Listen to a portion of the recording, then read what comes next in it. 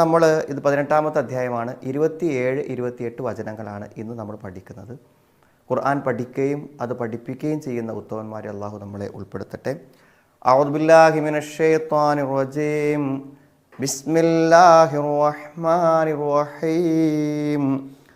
വത്ലു മാ ഊഹിയ ഇലൈക മിൻ കിതാബി റബ്ബിക لا مبدل لكلماته ولن تجد من دونه ملتحدا واصبر نفسك مع الذين يدعون ربهم بالغداة والعشي يريدون وجهه ولا تعد عيناك عنهم تريد زينة الحياة الدنيا ولا تطع من أغفلنا قلبه عن ذكرنا واتبع هواه وكان أمره فرطا.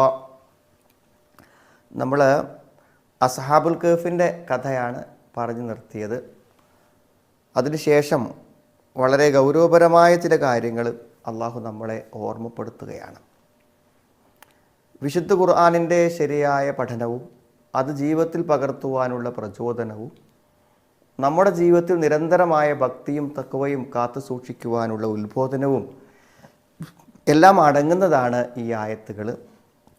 നമുക്ക് ആദ്യം 27-ാമത്തെ ആയത്ത് ശ്രദ്ധിക്കാം. വത്ലു, നീ ഓതുക, നീ പാരായണം ചെയ്തു കൊള്ളുക. തിലാവത്തിൽ നിന്നാണ്. തലായത്തിലു എന്നാണ് തിലാവത്ത്. തിലാവത്ത് എന്ന് പറയുമ്പോൾ, പാരായണം എന്ന് പറയുമ്പോൾ തന്നെ ഇമാം നാസിർ സാദി റഹിമഹുല്ല പറഞ്ഞതാണ് തിലാവത്തിൻ്റെ ശരിയായ, നമ്മൾ ഓത്ത് എന്നൊക്കെ പറയണ ആ വാക്കിൻ്റെ ശരിയായ അർത്ഥവ്യാപ്തി നമുക്ക് മനസ്സിലാക്കാൻ പറ്റും. നിനക്ക് വഹിയായി തന്ന കാര്യങ്ങളെ നീ ഓതുക, നീ പാരായണം ചെയ്യുക എന്ന് പറയുമ്പോൾ അതിൻ്റെ അർത്ഥം ഇത്തബിഅ മാ ഔഹല്ലാഹു ഇലൈക, അള്ളാഹു നിനക്ക് വഹിയായി തന്നതിനെ നീ പിൻപറ്റുക എന്നാണ്. ബി മഅരിഫത്തി മആനീഹി വ ഫഹ്മിഹ, അതിൻ്റെ ആശയങ്ങളൊക്കെ ശരിക്കും മനസ്സിലാക്കി എന്ത് ചെയ്യുക, നീ അതിനെ പിൻപറ്റുക. അതായത് വിശുദ്ധ ഖുർആനിനെ ശരിയായ രൂപത്തിൽ പഠിച്ചു മനസ്സിലാക്കി ജീവിതത്തിൽ പ്രയോഗവൽക്കരിക്കുക എന്നാണ്. പിന്നെ പാരായണം ചെയ്യുക എന്ന് പറയുന്നതിൻ്റെ മറ്റൊരു ഉദ്ദേശം എന്താണ്? അതിൽ പറഞ്ഞ മുഴുവൻ വിവരങ്ങളും സത്യമാണെന്ന് അംഗീകരിക്കുക.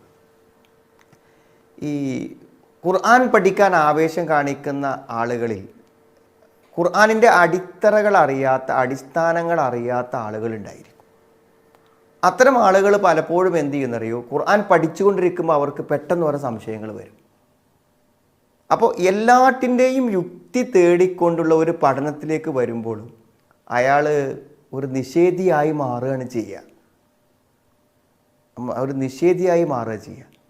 നേരെ മറിച്ച് ഖുർആൻ അള്ളാഹുവിൻ്റേതാണെന്നുള്ള ബോധ്യം ആദ്യം ഉണ്ടാവുകയും അതിൽ പറയുന്നത് എന്താണെങ്കിലും അതെനിക്ക് മനസ്സിലായാലും ഇല്ലെങ്കിലും അതാണ് സത്യം, അതെനിക്ക് മനസ്സിലാകാത്തത് കൊണ്ടാണ് എന്ന് നമ്മൾ എന്ത് ചെയ്യാം, ഉൾക്കൊള്ളുക എന്നുള്ളതാണ് ഇതിൽ ഏറ്റവും പ്രധാനപ്പെട്ട കാര്യം. അള്ളാഹുവിൻ്റെ നീതിയെക്കുറിച്ചോ അള്ളാഹുവിൻ്റെ ഹിക്മത്തിനെക്കുറിച്ചോ അള്ളാഹുവിൻ്റെ തത്വദീക്ഷയെക്കുറിച്ചോ അറിവിനെക്കുറിച്ചോ ഒന്നും നമ്മൾ സംശയിക്കാൻ പാടില്ല. അപ്പോൾ ഖുർആനിൽ എന്തെങ്കിലും ഒരു കാര്യത്തിൽ നമ്മളൊരു അബദ്ധമോ അല്ലെങ്കിൽ മറ്റെന്തെങ്കിലും നമ്മുടെ മനസ്സിൽ തോന്നുകയാണെങ്കിൽ അർത്ഥം എന്താണ്? അള്ളാഹുവിൻ്റെ അറിവിനെക്കുറിച്ചും അള്ളാഹുവിൻ്റെ തീരുമാനത്തെക്കുറിച്ചൊക്കെ നമ്മൾ സംശയിക്കുക എന്നാണ് അർത്ഥം. ഇപ്പോൾ സ്വർഗത്തെക്കുറിച്ചും നരകത്തെക്കുറിച്ചൊക്കെ പറയുന്ന കാര്യങ്ങൾ കേൾക്കുമ്പോൾ ചിലപ്പോൾ നമ്മുടെ മനസ്സിൽ ഓരോന്ന് തോന്നും. അപ്പോൾ നമ്മളെന്താ മനസ്സിലാക്കേണ്ടത്? സ്വർഗം എന്നത് മനുഷ്യൻ്റെ ആഗ്രഹങ്ങൾക്ക് വിപരീതമായി ഒന്നും സംഭവിക്കാത്തൊരു ലോകമാണ്. അപ്പോൾ അവിടെ ആണുങ്ങൾക്ക് അതില്ലേ, പെണ്ണുങ്ങൾക്ക് ഇതില്ലല്ലോ, പെണ്ണുങ്ങൾക്ക് ഇതില്ലേ, ആണുങ്ങൾക്ക് അങ്ങനെയൊക്കെ ചോദിക്കുന്ന ആളുകളുണ്ട്. അത് വിശുദ്ധ ഖുർആൻ എന്ത് പറഞ്ഞു അത് അംഗീകരിക്കുക എന്നുള്ളതാണ് ഖുർആൻ്റെ തിലാവത്തിലെ പ്രധാനപ്പെട്ട ഒരു കാര്യം. അതുകൊണ്ട് ഖുർആനിൻ്റെ സത്യതയെ അംഗീകരിക്കാത്ത, അതിൽ പറയുന്നതെല്ലാം സംശയരഹിതമായി വിശ്വസിക്കാൻ മനസ്സില്ലാത്തവർ ഖുർആൻ വായിക്കുകയും പാരായണം ചെയ്യുകയും ചെയ്താൽ എന്ത് ചെയ്യും? യുളില്ലു ബിഹി കതീറൻ വ യഹ്ദി ബിഹി കതീറാണ്. അതുകൊണ്ട് ചില ആളുകൾ പഴച്ചു പോകും, ചില ആളുകൾ സന്മാർഗത്തിലാകും എന്ന് പറയുന്നത് ഏറ്റവും സത്യസന്ധമായിട്ടുള്ള ഈ ഗ്രന്ഥം കൊണ്ട് ഒരാൾ പഴക്കും.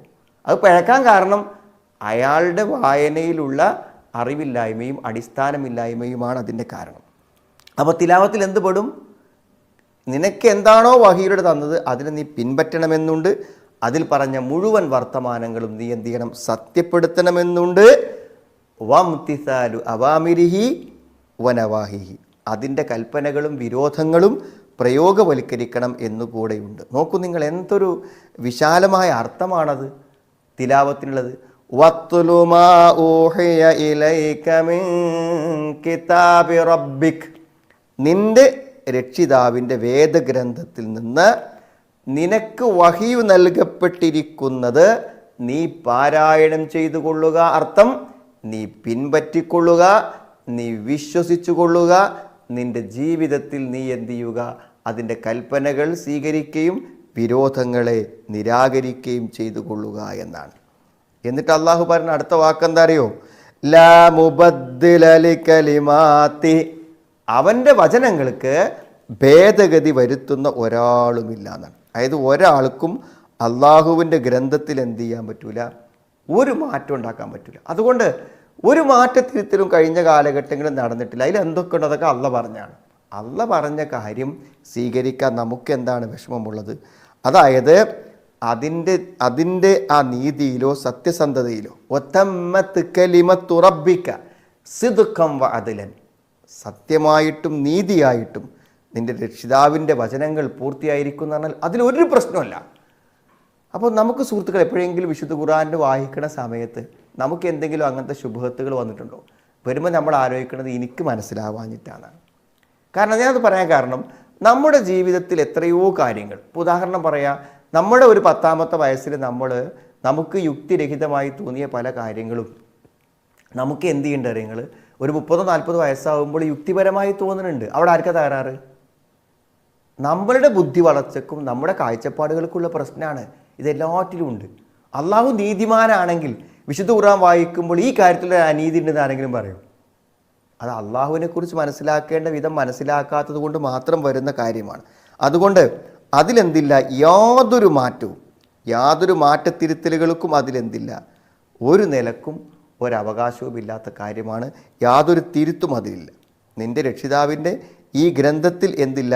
യാതൊരു വിധത്തിലുള്ള തിരുത്തുമില്ല എന്നാണ്. അതാണ് അവൻ്റെ വചനങ്ങൾക്ക് ഭേദഗതി വരുത്തുന്ന ഒരുത്തനുമില്ലാതെ അതെന്നും അതുപോലെ നിലനിൽക്കുമെന്നർത്ഥം.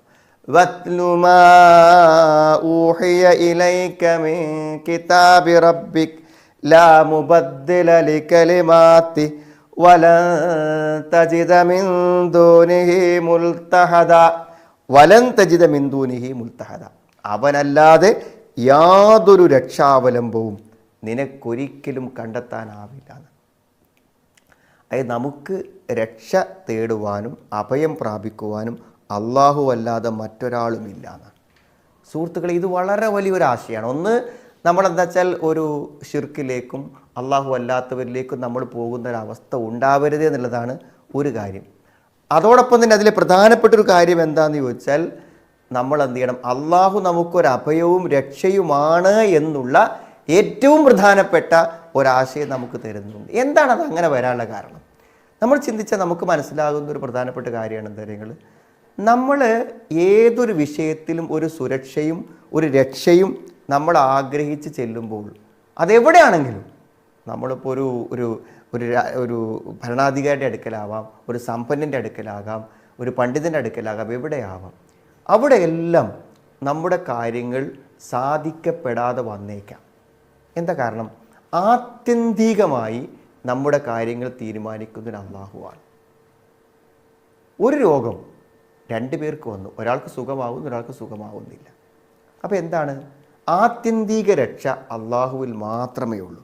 ഈ മുൽത്തഹദ എന്നുള്ള വാക്കിൻ്റെ അർത്ഥം, ഈ ലഹദ എന്ന് പറഞ്ഞാൽ ശരിക്ക് ചാഞ്ഞ് ചെരിഞ്ഞു അങ്ങനത്തെ ഒക്കെയുള്ള ആശയങ്ങളുള്ളതാണ്. അതായത് നമുക്ക് നമ്മളെ കൊണ്ടുപോയി വെക്കാനും നമുക്ക് അഭയം തേടാനും ലാ മൽജ വലാ മൻജാ മിൻക ഇല്ലാ ഇലൈക്, നിന്നിൽ നിന്നല്ലാതെ നിന്നിലേക്കല്ലാതെ എനിക്കൊരു രക്ഷാസങ്കേതമില്ല എന്നാണ്. അപ്പോൾ സുഹൃത്തുക്കളെ, ഒരു വിഷയത്തിലും വിശ്വാസിക്ക് ആത്യന്തികമായൊരു നിരാശയില്ല.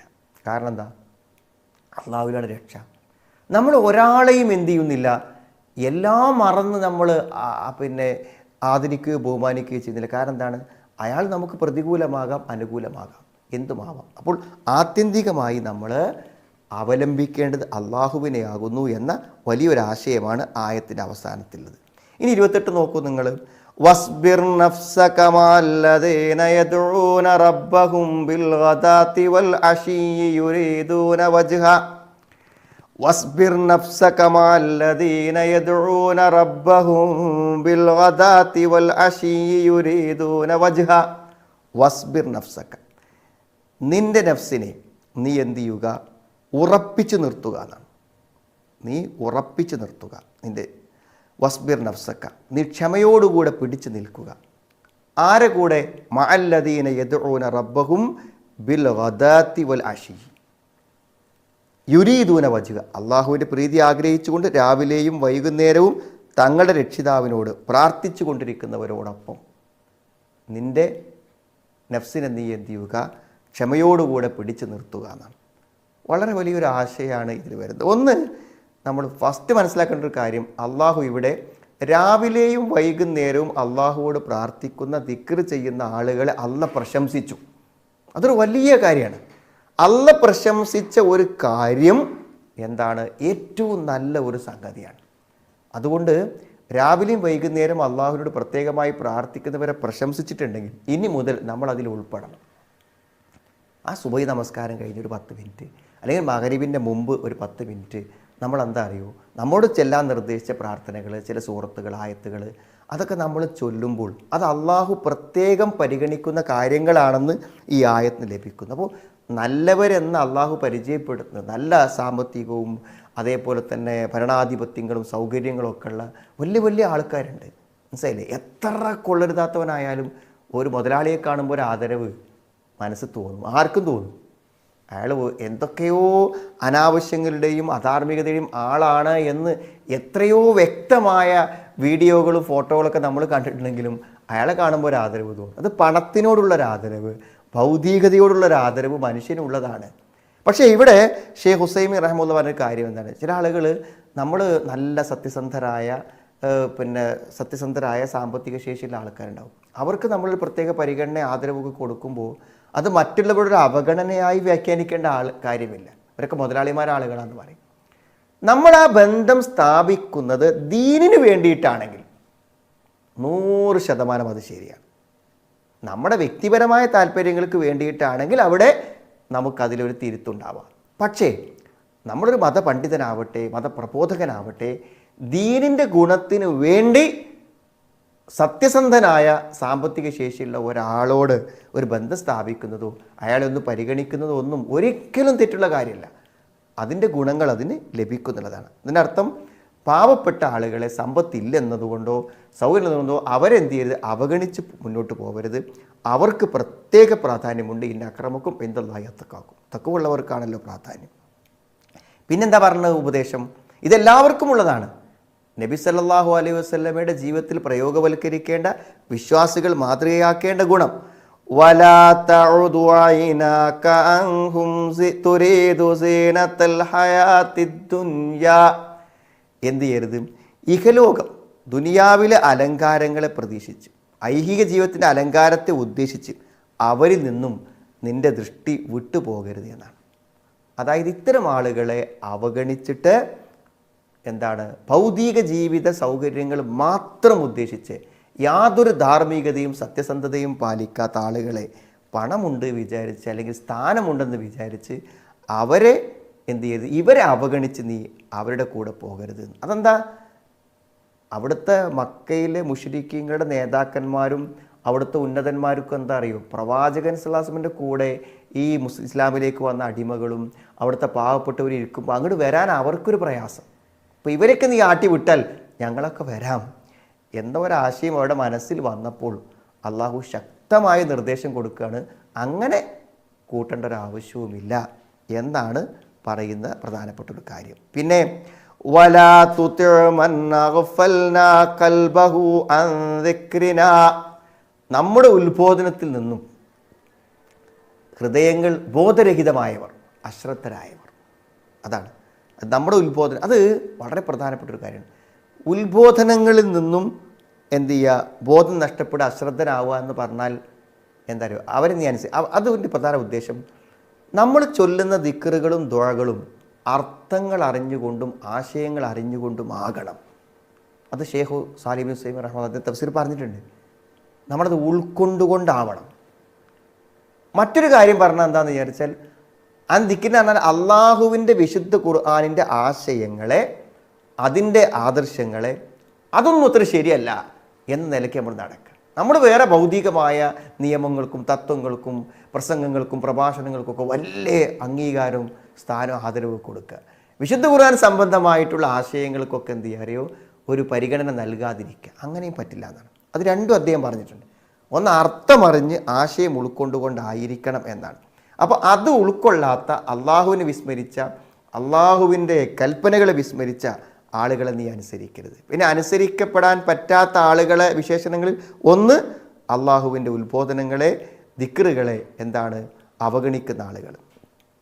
വത്തബഅ ഹവാഹ്, അവൻ്റെ ഇച്ഛയെ അവൻ പിൻപറ്റുകയും ചെയ്തു. അവനെ അനുസരിക്കാൻ പാടില്ല. ഇച്ഛകളെ പിൻപറ്റുക എന്ന് പറഞ്ഞാൽ എന്താ? നമ്മൾക്ക് പലപ്പോഴും നമ്മുടെ താല്പര്യങ്ങൾ നേടാൻ നമ്മുടെ മനസ്സിൻ്റെ ചില ഇച്ഛകളായിരിക്കും. അവിടെ മതത്തിൻ്റെ നിർദ്ദേശമുണ്ടാകും, അത് പാടില്ല. പക്ഷെ അത് പാടില്ല എന്ന് പറഞ്ഞാലും നമ്മൾ എന്ത് ചെയ്യും? നമ്മുടെ താല്പര്യങ്ങൾക്ക് വേണ്ടി അങ്ങനെ. അതിപ്പോൾ ആൾക്കാർ പരീക്ഷയ്ക്ക് പോണത്, പരീക്ഷ പാടില്ല എന്ന് അറിയാത്ത ആൾക്കാർ അവിടെ ഉണ്ടോ? എന്നാൽ നമ്മുടെ ചില താല്പര്യങ്ങൾ നേടാൻ നമുക്കത് വേണം. അപ്പോൾ ദേഹേച്ഛകളെ തൻ്റെ മതമായി, ദൈവമായി അംഗീകരിക്കുന്ന ആളുകൾ, അവർക്ക് നിയമം അവരുടെ മനസ്സിൻ്റെ ആഗ്രഹങ്ങളും താല്പര്യങ്ങളുമാണ്. അതൊക്കെ അവർ പ്രവർത്തിക്കും. ചില ആൾക്കാർ അങ്ങനെ ജീവിക്കും. അതിന് കൂട്ടത്തിൽ എന്തെങ്കിലുമൊക്കെ ചില മതപരമായ കാര്യങ്ങൾ ചെയ്യുകയും ചെയ്യുന്ന ആളുകൾ, തൻ്റെ ഇച്ഛയെ അവൻ പിന്തുടരുകയും ചെയ്യുന്നു.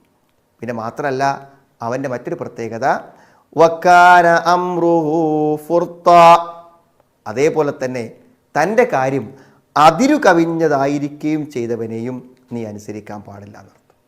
തൻ്റെ കാര്യം അതിരു കവിഞ്ഞവനാവുക എന്ന് പറഞ്ഞാൽ എല്ലാ കാര്യങ്ങളിലും വീഴ്ച വരുത്തി എന്ത് ചെയ്യുക, ഒരു നേട്ടവുമില്ലാത്ത. ഷേഖ് ഉസൈമീൻ റഹ്മത്തുള്ളാഹി പറയാണ്, വെറുതെ കാലം കഴിക്കുക. എത്ര മനുഷ്യന്മാരുണ്ട് അങ്ങനെ? എല്ലാ കാര്യങ്ങളിലും ശരിയായ ഇസ്ലാമിൻ്റെ മാർഗനിർദ്ദേശങ്ങൾ അംഗീകരിച്ച് മുന്നോട്ട് പോവുകയാണെങ്കിൽ സുഹൃത്തുക്കളെ മനസ്സമാധാനം കിട്ടും, ജീവിത വിജയം കിട്ടും, ബർക്കത്ത് കിട്ടും, ഒക്കെ കിട്ടും. ഇതെന്താ, ചില ആളുകൾ ഇതൊക്കെ അവഗണിച്ചിട്ട് അവിടെ ജീവിതവും കാലവും രാത്രിയും പകലും വെറുതെ കടന്നു പോവുക, ഒരു കാര്യമില്ല. അപ്പോൾ അങ്ങനത്തെ ആളുകളെയും നീ എന്ത് ചെയ്യരുത്, അനുസരിച്ച് പോകരുത്. അപ്പോൾ സത്യത്തിൽ എന്താ പറയുക, ഒരു മതബോധമില്ലാത്ത, ധർമ്മചിന്തയില്ലാത്ത, ജീവിത നിഷ്ഠയില്ലാത്ത ആളുകളുടെ വിശേഷണങ്ങളാണ് യഥാർത്ഥത്തിൽ അള്ളാഹു ഇവിടെ നമുക്ക് വ്യക്തമാക്കി തരുന്നത്. അവരാരാണ്? ഒന്ന്, ഇഹലോക ജീവിതം, ആത്മാർത്ഥമായി അള്ളാഹുവിൻ്റെ പ്രീതി ആഗ്രഹിക്കാത്ത ആളുകൾ. ഇവിടെ യുരീദൂന വജ്ഹു എന്ന് പറയുമ്പോൾ അള്ളാഹുവിന് വജ്ഹുണ്ട് എന്ന് സ്ഥാപിക്കുന്നതിനും ഈ ആയത്ത് പണ്ഡിതന്മാർ ഉപയോഗിച്ചിട്ട്, അള്ളാഹുവിന് വജ്ഹുണ്ട്, അള്ളാഹുവിന് വജ്ഹുണ്ട് എന്ന് പറയുമ്പോൾ വജ്ഹൻ നഹാർ എന്ന് ഖുർആൻ പറയുന്നുണ്ട്. ഇത് പകലിൻ്റെ വജ്ഹ്, രാത്രിയുടെ വജ്ഹ്. രാത്രിൻ്റെ പകൽ വജ്ഹ് എന്ന് പറയുമ്പോൾ എങ്ങനെ നമ്മുടെ മനസ്സിലേക്ക് എന്താ വരിക? രാത്രിൻ്റെ വജ്ഹ് എന്ന് പറയുമ്പോൾ. അതേപോലെ അള്ളാഹുവിൻ്റെ വജ്ഹിനോട് ഒന്നിനും നമ്മൾ സാദൃശ്യപ്പെടുത്താൻ പാടില്ല. ഒരു രൂപവും.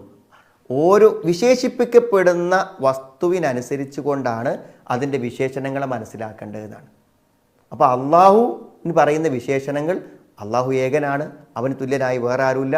അതുകൊണ്ട് ആ മഹത്വം ഉൾക്കൊണ്ടുകൊണ്ടായിരിക്കണം അള്ളാഹുവിൻ്റെ ദാത്തിനെയും അള്ളാഹുവിൻ്റെ സിഫാത്തിനെയൊക്കെ നമ്മൾ മനസ്സിലാക്കേണ്ടത് എന്നും വളരെ വിശാലമായി ആ കാര്യം ഷേഖ് സാലിഹ് ഇബ്നു ഉസൈമീൻ റഹ്മത്തുള്ളാഹി തഫ്സീറിൽ ഈ ഭാഗത്ത് എന്താണ് വജ്ഹ്, അള്ളാഹുവിൻ്റെ വജ്ഹിനെ എങ്ങനെയാണ് മനസ്സിലാക്കേണ്ടത് എന്നൊക്കെ വിശാലമായി പറയുന്നുണ്ട്. അതിൽ വരുന്ന എല്ലാ സംശയങ്ങൾക്കും അദ്ദേഹം അവിടെ മറുപടി പറയുന്നുമുണ്ട്. പിന്നെ പറയുന്നത്, ഈ ധാർമ്മികതയില്ലാത്ത, മതബോധമില്ലാത്ത, ദുനിയാവിൻ്റെ പിന്നാലെ ഓടുന്ന, അള്ളാഹുവിൻ്റെ ഉത്ബോധനങ്ങളിൽ നിന്ന് ബോധം നഷ്ടപ്പെട്ടു പോയ അശ്രദ്ധരായ, മതത്തിനു പകരം തങ്ങളുടെ താല്പര്യങ്ങളെ മത നിയമങ്ങളായി അംഗീകരിക്കുന്ന, എല്ലാ കാര്യവും വെറുതെ ജീവിതം പാഴാക്കി കളയുന്ന ഈ ആളുകളെ പിറകെ പോകരുത് നീ.